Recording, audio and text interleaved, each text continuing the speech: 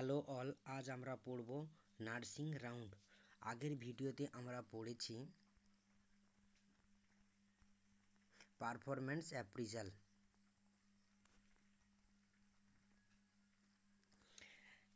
Definition কি?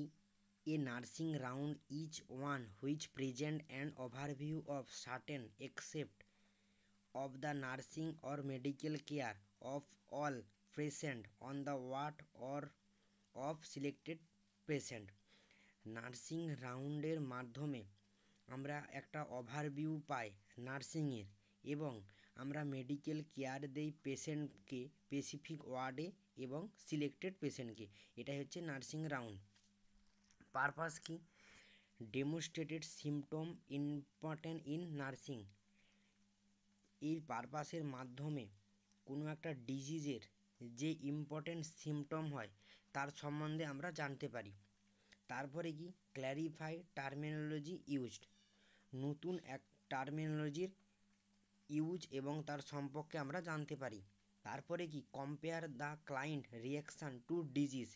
আমরা যে ডিজিজের রিয়াকশান হয়, যেগুলো আমরা বইয়েতে পড়েছি, তার অ্যাকচুয়াল রিয়াকশান আমরা নার্সিং রাউন্ডের মাধ্যমে পেশেন্টকে ফেস টু ফেস উপলব্ধি করতে পারি। Demonstrated the effect of drugs. ড্রাগের অ্যাকচুয়াল এফেক্ট আমরা জানতে পারি। Explain plan to patient. আমরা পেশেন্টকে প্ল্যান সম্বন্ধে পুরোটা এক্সপ্লেন করি। তারপরে কি আছে? Illustrated skilful nursing care. সম্পূর্ণরূপে আমরা এক্সপ্লেন করি স্কিলফুলভাবে নার্সিং কেয়ারকে। তারপর কি আছে? Instructional purpose for student nurse. Student নার্সরা অনেক ইনফরমেশান পায় ফর নার্সিং রাউন্ড। তারপরে কি আছে? Learn about disease pattern of care and treatment. আমরা শিখতে পারি ডিজিজ সম্বন্ধে এবং তার কেয়ার সম্বন্ধে, এবং শেষে কি আছে? ট্রিটমেন্ট, তার ট্রিটমেন্ট সম্বন্ধে আমরা জানতে পারি। Gives opportunity for the use of difference applicant. Nursing রাউন্ডের ফলে আমাদের কাছে একটা অপরচুনিটি থাকে ইউজ করার জন্য difference application to apply the patient. তারপরে কি আছে? Type of rounds. প্রথমে কি আছে? মেট্রেন রাউন্ডস।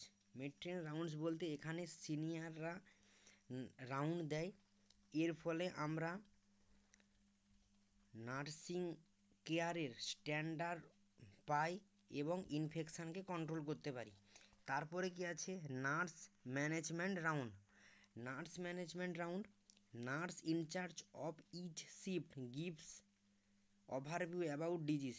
এই সময় নার্স প্রত্যেকটা শিফটে গিয়ে রাউন্ড দেয়, ফলে অ্যাকচুয়ালি ডিজিজের ওভারভিউটা তারা বলতে পারে। তারপরে কি আছে? Benefit for patient relatives, nursing team and health professional. এর ফলে বেনিফিট পায় পেশেন্টের ফ্যামিলি, নার্সিংয়ের টিম এবং হেলথ প্রফেশনালের বাকি সবাইরা। তারপরে কি আছে? Patient comfort round. এই সময় কি করা হয়? Carry out 2 hour interval.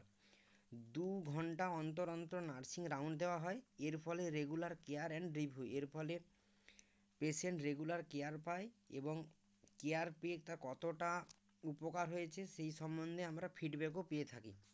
তারপরে কি আছে? Teaching round.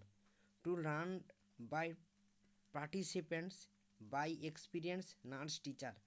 এক্সপিরিয়েন্স নার্স টিচারের মাধ্যমে ওই সময় রাউন্ডের টাইমে যেসব নার্স থাকে তারা অনেক কিছু শিখতে পারে। আশা করি নার্সিং রাউন্ডটা তোমরা বুঝতে পেরেছো। ওকে, থ্যাংক ইউ সো মাচ।